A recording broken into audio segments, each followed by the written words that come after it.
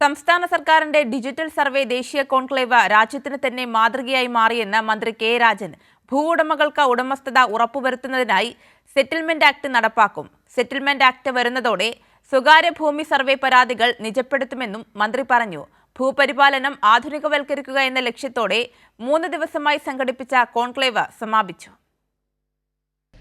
സംസ്ഥാന സർക്കാരിന്റെ റവന്യൂ വകുപ്പും സർവേ ഭൂരേഖ വകുപ്പും സംയുക്തമായാണ് 3 ദിവസം നീണ്ട ഭൂമി ദേശീയ കോൺക്ലേവ് തിരുവനന്തപുരത്ത് സംഘടിപ്പിച്ചത്.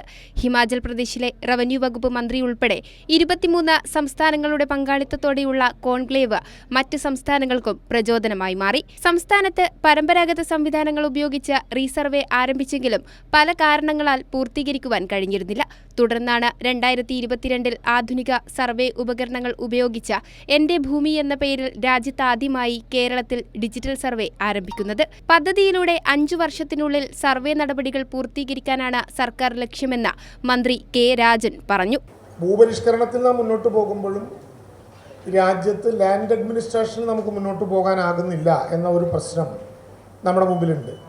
സുതാര്യവും ശാസ്ത്രീയവും ജനകീയവും കാര്യക്ഷമമായ സർവേ നടത്തിക്കൊണ്ടാണ് കുറ്റമറ്റ പരാതികളില്ലാത്ത രീതിയിൽ ഭൂരേഖകൾ സൂക്ഷിക്കേണ്ടത് എങ്ങനെയാണെന്ന് രാജ്യത്തിന് കാണിച്ചു കൊടുക്കാൻ Keralam മാതൃകയായിട്ടുള്ളത്.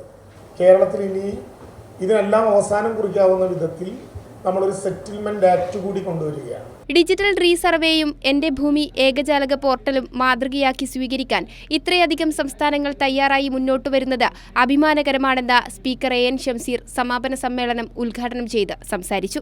But one thing I can say proud, Kerala is far ahead compared to other states. I'm not speaking in a parochial manner, that is the fact.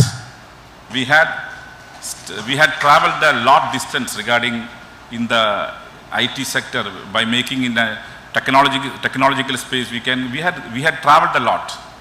There is a drastic change in revenue, drastic change, because the old village officers are smart. Likewise, Mr. Rajan's dream is to make every documents in a smart card. ഭൂരേഖ പരിപാലന ചരിത്രത്തിലെ ഏറ്റവും വലിയ നേട്ടമാണ് digital survey.